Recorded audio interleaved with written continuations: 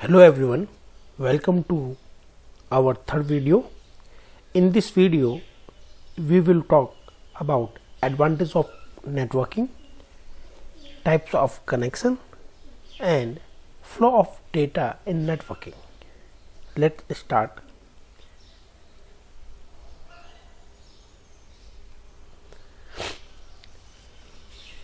The advantage of networking. First one is data communications. Network is used to transfer data from one device to another. हमने previous video में भी देखा था कि जब दो कंप्यूटर आपस में कम्युनिकेट करते हैं तो डाटा एक कंप्यूटर से दूसरे कंप्यूटर तक जाता है। इसके लिए दोनों के बीच एक नेटवर्क का होना बेहद जरूरी है। तो नेटवर्क का मेन पर्पस यही होता है कि वो एक कंप्यूटर से डाटा को ट्रेवर्स करते हुए दूसरे कंप्यूटर पर ले जाए। अगर हम सेकंड एडवांटेज की बात करें वो है रिसोर्स शेयरिंग। नेटवर्क का एक और एडवांटेज हमें मिलता है वो है resource sharing. Resource can be printer, scanner, fax, antivirus, any kind of software और हार्डवेयर।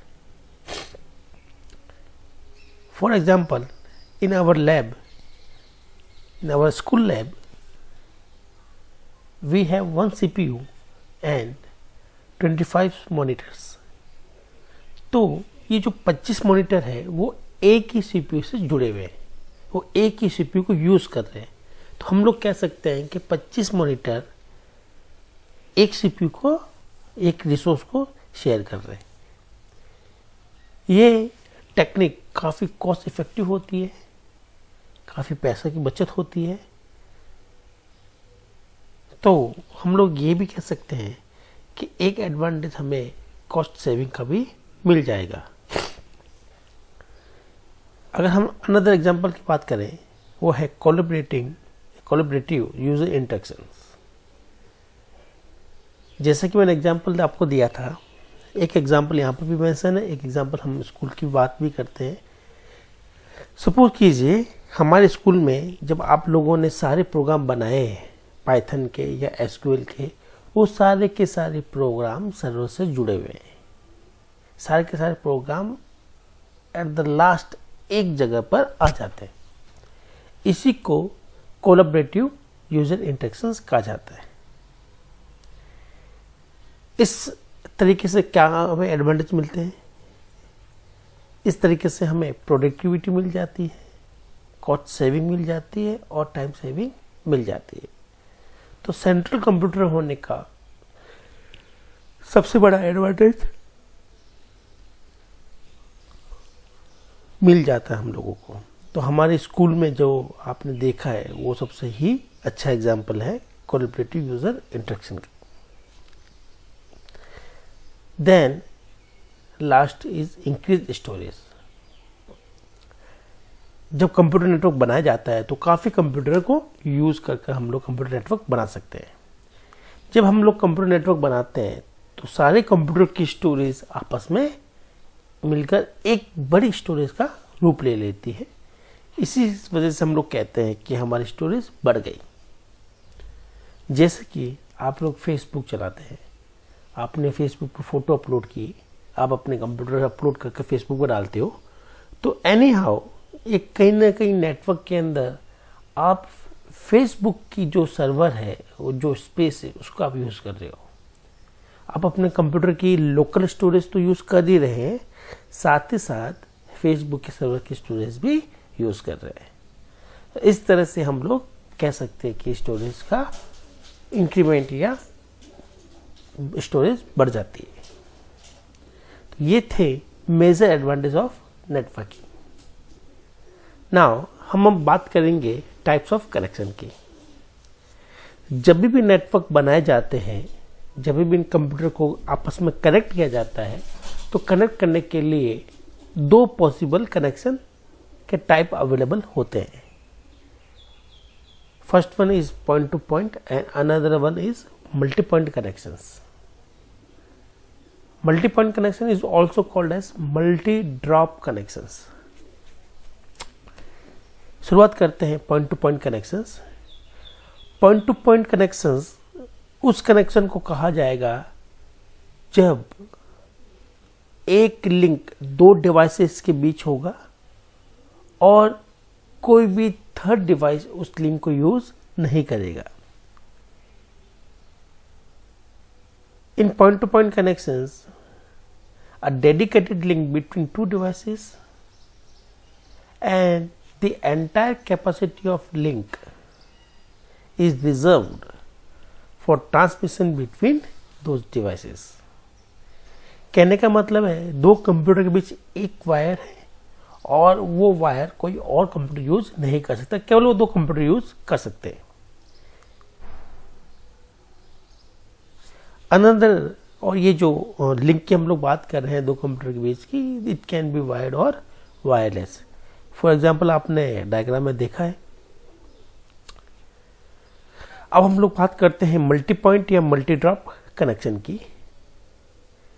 जब एक ही लिंक से दो या दो से अधिक डिवाइसेस कनेक्ट होती है तो इसको मल्टी पॉइंट या मल्टी ड्रॉप कनेक्शन कहा जाएगा। और हम ये भी कह सकते हैं द कैपेसिटी ऑफ जो लिंक है इज शेयरेबल। हाँ, ये पार्शियली भी हो सकती है और टेम्परेरी भी हो सकती है। तो एक ही लिंक को सब लोग शेयर कर रहे हैं। It is called multi point या मल्टी ड्रॉप कनेक्शंस। नाउ, जैसे ही हम कंप्यूटर नेटवर्क को डिजाइन करते हैं तो हम दोनों में से कोई एक कनेक्शन चूज कर सकते हैं, मल्टी पॉइंट या मल्टी पॉइंट या पॉइंट टू पॉइंट में से एक। जब हम लोग कनेक्शन बना लेते हैं then the important thing is data का फ्लो कैसा रहेगा। जब भी हम लोग बात करते हैं कि कंप्यूटर नेटवर्क एस्टेब्लिश हो चुका है, तब हम बात करेंगे कि data flow, communications between two devices कैसा रहेगा, डेटा कहाँ से कहाँ तक जाएगा, कैसे जाएगा। तो उसके तीन पॉसिबल वेज है, simplex, half duplex and full duplex. Simplex method या सिंप्लेक्स मोड वो मोड है जो कि एक तरफा है, जिसमें एक डिवाइस हमेशा सेंडर रहेगी और अनदर डिवाइस हमेशा रिसीवर रहेगी और डाटा का फ्लो हमेशा सेंडर टू रिसीवर रहेगा। जैसे कि TV and TV remote. TV remote एक सेंडर है जो सिग्नल टीवी को भेजता है, तो ये हमेशा रिमोट टीवी को सिग्नल ही भेजता रहेगा। ऐसा कभी नहीं होगा कि टीवी से कोई सिग्नल निकल के रिमोट में वापस आएगा। तो ये एक वन डायरेक्शनल कम्युनिकेशन है। अनदर एग्जांपल हम लोग दे सकते हैं मॉनिटर और सीपीयू कि सीपीयू से हमेशा इंफॉर्मेशन या डाटा फ्लो होकर मॉनिटर में जाएगी, मॉनिटर से वापस कभी नहीं आएगी। और जो मॉनिटर की हम लोग बात कर रहे हैं वो ओल्ड मॉनिटर है, सिंपल मॉनिटर है। उसी तरह से अगर हम लोग कीबोर्ड और सीपीयू की आपस में बात कर रहे हैं तो कीबोर्ड से डाटा हमेशा सीपीयू के अंदर जाएगा, सीपीयू से कीबोर्ड की तरफ डाटा नहीं आएगा। तो ये एक सिंप्लेक्स मोड है कम्युनिकेशन का, जो कि हमें काफी जगह देखने को मिलता है। सेकंड है हाफ डुप्लेक्स। हाफ डुप्लेक्स में दोनों डिवाइस सेंडर रिसीवर हो सकती है। Any device can send data और receive data but not at same time. दो डिवाइस है, डिवाइस ए और B. Suppose A send to data to B. जब ए सेंडर बना हुआ है डिवाइस, ये डिवाइस सेंडर है, उस समय वो डाटा रिसीव नहीं कर सकता। या हम बात करें कि डिवाइस बी अगर रिसीवर है तो वो डाटा सेंड नहीं कर सकती, उससे रिसीवर रह सकती है। हाँ, किसी दूसरे समय, किसी another time device B can be a sender और device A can be a receiver. तो कोई भी डिवाइस सेंडर रिसीवर हो सकती है, लेकिन एक समय में एक ही बनेगा। जैसे for example walkie talkie best example है कि जब हम लोग बोलते हैं तब हम लोग लिसन नहीं कर सकते हैं, जब हम लोग लिसनिंग करते हैं तब हम लोग बोल नहीं सकते। तो ये वॉकी टॉकी का एग्जाम्पल है। Then full duplex mode. In full duplex, both devices can be send or receive data at a time, like telephone, internet. Telephone अगर हम बात करें तो दो डिवाइस आपस में एक दूसरे से डेटा ले भी सकता है, दे भी सकता है उसी समय। जैसे हम इंटरनेट की बात करते हैं तो अपलोडिंग डाउनलोडिंग एक साथ में दिखाई जाती है, एक साथ में होती है। तो ये थे हमारे 3 मोड के कनेक्शन बनने के बाद किस तरह से डेटा का फ्लो होगा। नेक्स्ट वीडियो में हम लोग ये देखेंगे कि हमारे पास जो मीडियम है, जो लिंक है, वो क्या क्या पॉसिबल हो सकते हैं। नाउ अगर आपको कोई डाउट और कोई भी क्वेश्चन है तो आप मुझे व्हाट्सएप पर पूछ सकते हैं। Thank you.